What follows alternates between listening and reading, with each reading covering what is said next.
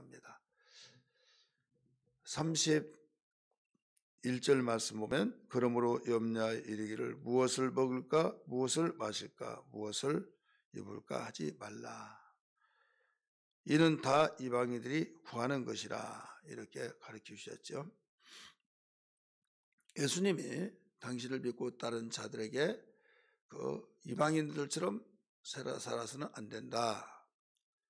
우리 앞에 구절에서는 어떻게 가르쳐 주는가 하면 사실 이게 어제 아침과 오늘 아침은 한 문단입니다. 한 단락인데 이 한 단락을 설명하면서 말씀하신 거예요.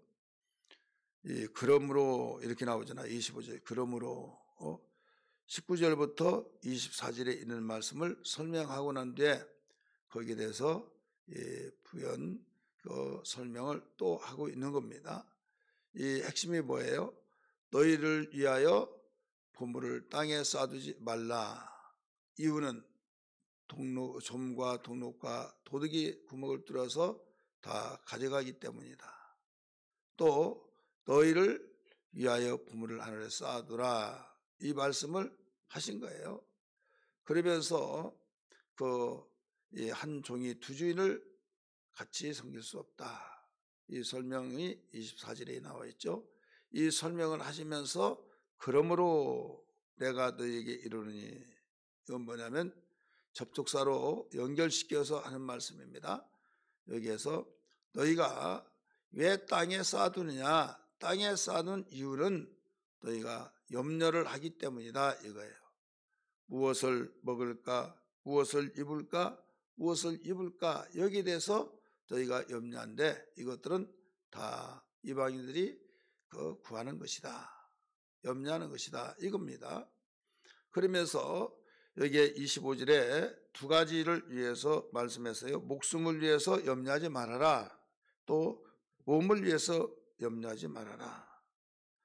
이 목숨, 여기에서 목숨을 위하여 무엇을 먹을까? 먹지 않으면 죽잖아요.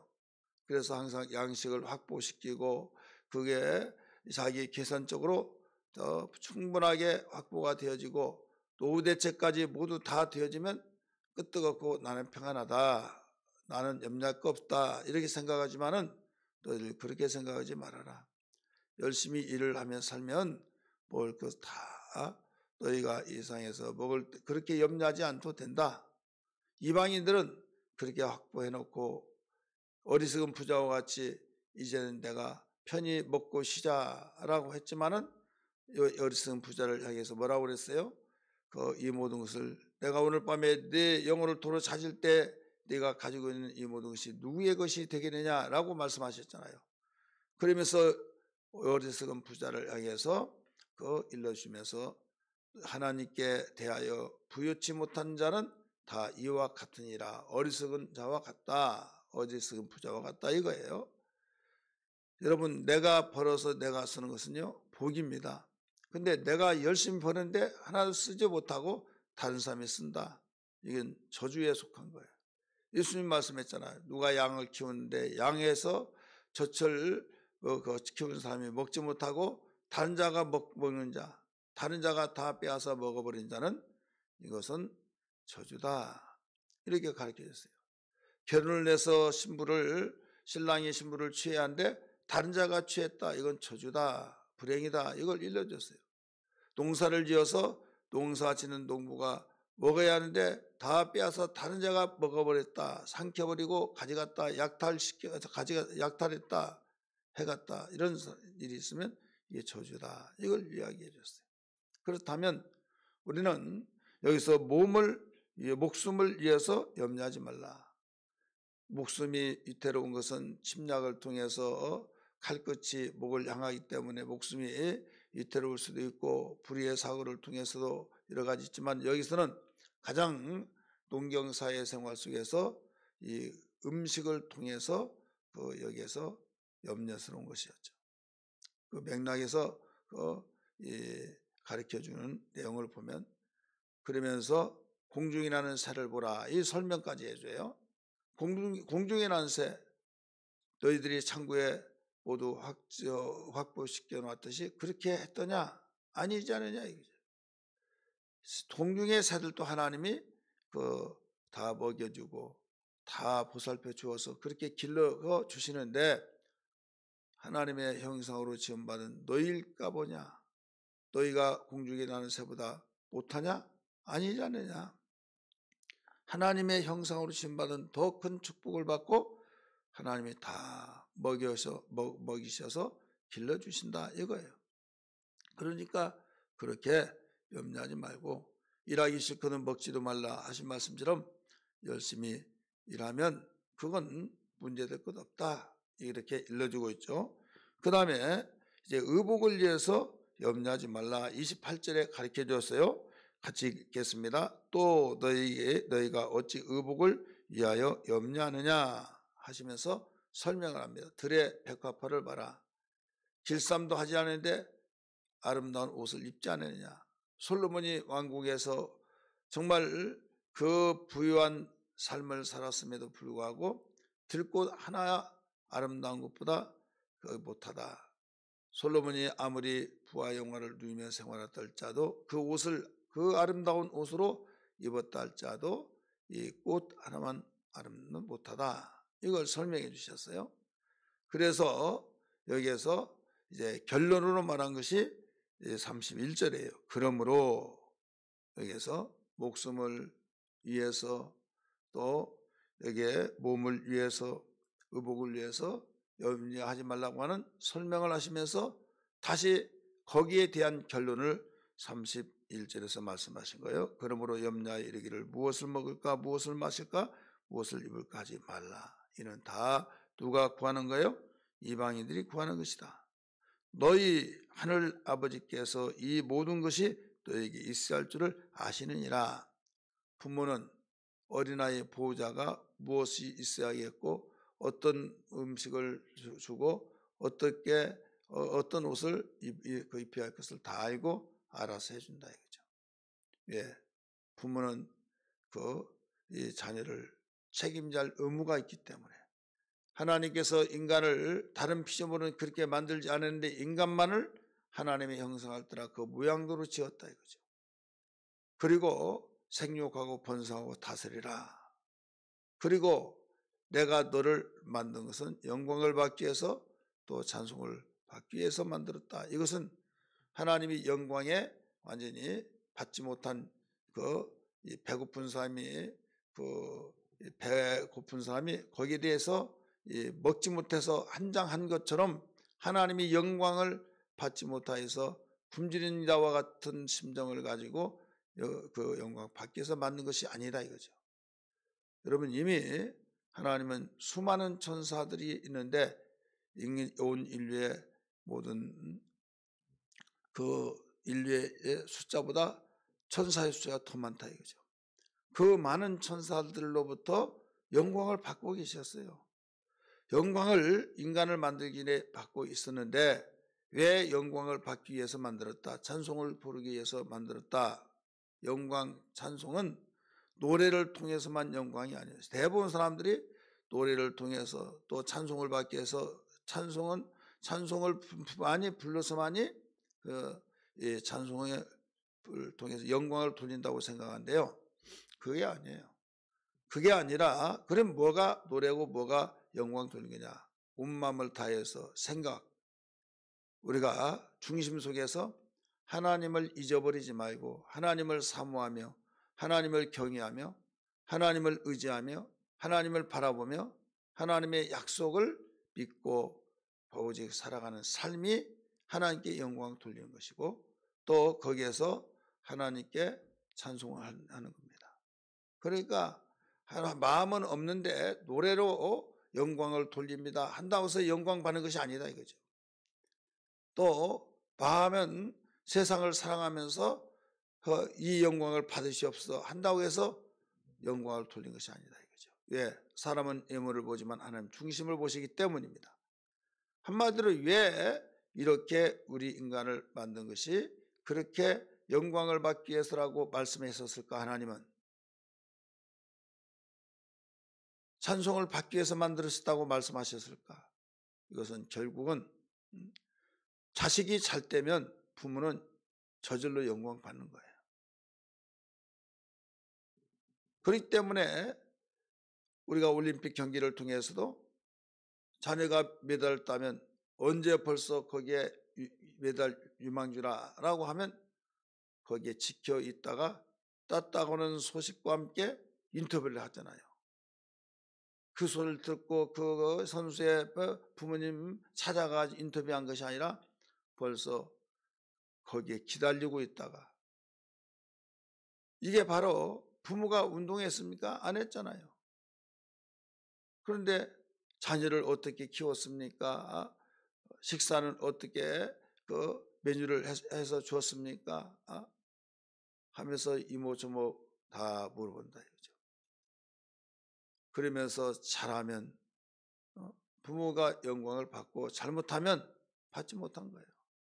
그러니까 하나님이 우리 잘 때라고, 부모가 자식 잘 때라고 모든 걸 시키고 그러듯이 하나님은 우리 잘 때여서 복받고 행복한 삶을 살라고 우리를 만드셨다 이거죠.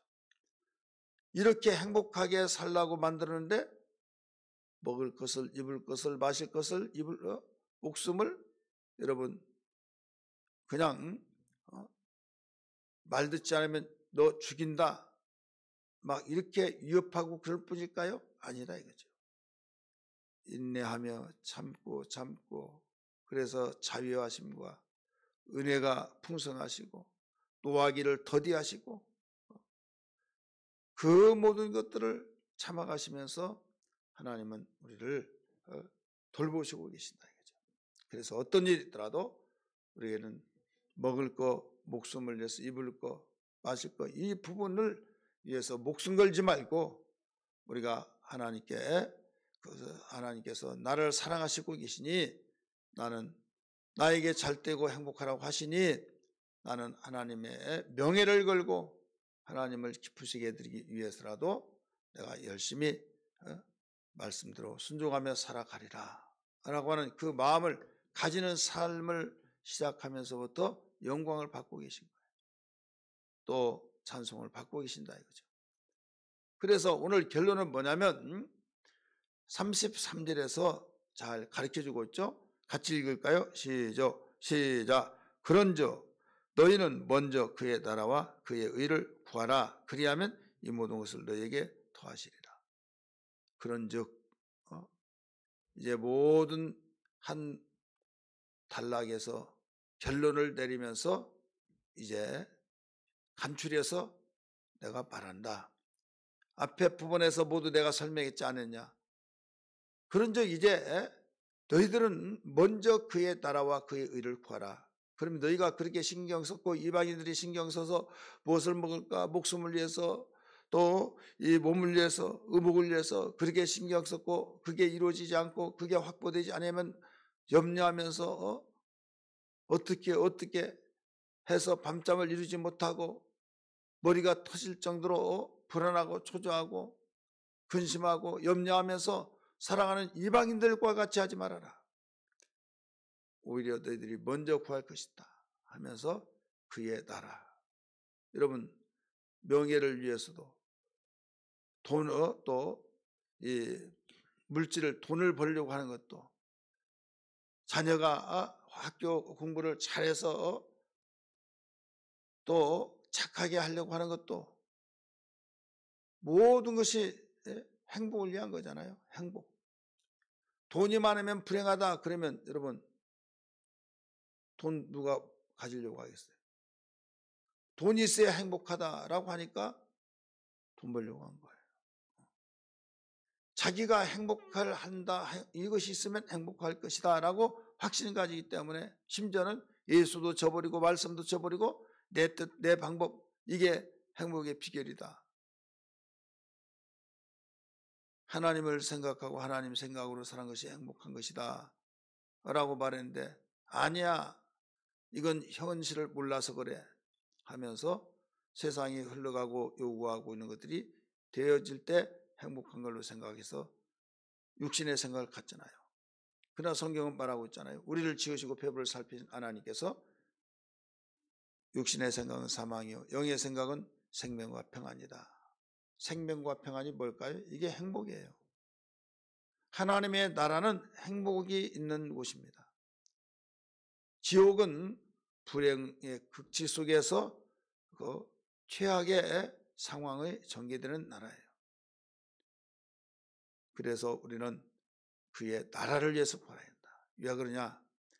이 세상은 잠시 잠깐 사는 세상에서 목숨을 걸거나 올인하지 말아라. 영원 무궁토록 영원히 살아야 할 그곳에 나라를 위해서 구하라 이거예요. 그러면 한번 믿으면 하나님의 나라가 임재가 되고 한번 믿으면 우리는 하나님의 자녀가 되어서 천국 가는데 또 뭐 구하냐? 계속 천국 가게 해주세요. 천국을 주시옵소서 이렇게 말할 거냐? 아니에요. 하나님의 자녀는 하나님의 자녀다운 자녀가 되기 위해서 기도해야 된다 이거죠. 예를 들어서 죽어서만 천국 가는 나라가 아니라 이 땅에 있을 때도 하나님 나라가 임해야 된다 이거예요. 여러분, 바리새인들이 예수님이 하나님의 나라 천국에 대해서 설명하니까 선생님이요 우리에게 하나님 나라를 보여주세요 하니까 뭐라고 한 줄 아세요? 누가복음 10장 20절 21절에 하신 말씀이 거기에서 그렇게 가르쳐졌어요. 17장이네요. 누가복음 17장 19절 20절에 하나님 나라가 여기저기 있는 것이 아니라 너희 마음속에 있다라고 말씀하셨어요. 그러니까 이 세상에 사는 동안에는 마음에서 하나님의 나라, 가정에서 하나님의 나라, 이 땅에서 사랑하는 공동체 속에서 하나님의 나라가 임재되기를 위해서 기도하라는 거예요. 그래서 우리는 이 기도를 이방인들은 알지 못하나 너희들은 이 기도를 반드시 해야 된다. 왜? 행복하기 위해서 힘쓰고 있지 않느냐? 행복하기 위해서 돈 벌려고 내 말씀도 저버리고 주일도 지키지 않냐고 11조도 잘라먹고 내가 그 하나님이 기뻐하신 것보다 네가 원하는 대로 살려고 한 거 아니냐? 뭐 때문에? 행복하려고 그렇게 해서 행복한 것이 아니라 행복은 하나님 나라가 너희 마음속에 임재가 될 때 행복한 것이다 이거예요. 그래서 그의 나라를 구하라. 이렇게 육신이 이 세상에 있을 동안에는 하나님의 나라가 우리의 심령 속에, 가정 속에, 공동체 속에 임재하는 것이고 또 이제 죽으면 영원한 아버지 집에 가는데 그곳이 하나님 나라다 이거죠. 그래서 하나님의 나라는 로마서 14장 17절의 말씀처럼 하나님의 나라는 먹고 마시는 것이 아니라 먹고 마시는 목적이 있는 것이 아니라 의와 평강과 희락이라 이렇게 나오잖아요. 희락이란 말은 기쁨이에요. 그러니까 의와 평강과 희락이라. 의, 그곳은 절대 죄가 있는 곳이 아닙니다. 하나님 나라는 의만 있는 거예요. 그렇기 때문에 죄가 있는 순간에 불안이 왔고 저주가 왔고 불행이 왔고 결국 지옥 가는 것처럼 이 땅에서도 우리 마음속에 죄가 주장이 되고 죄가 나를 다스리면 불행하고 초조하고 불안하면서 육신의 생각대로 안 되면 불안하고 생각도 되면 기쁜 것 같은데 돌아서면 공허하고 행복할 것 같은데 행복이 되지 않는다 이거죠. 그래서 어떤 일이더라도 우리는 속지 말고 육신대로 살면 반드시 죽을 것이로되 육신들을 지배하고 다스려서 영적으로 살면 살리라 라고 하셨고 육신의 생각은 사망이요 영의 생각은 생명과 평안이라.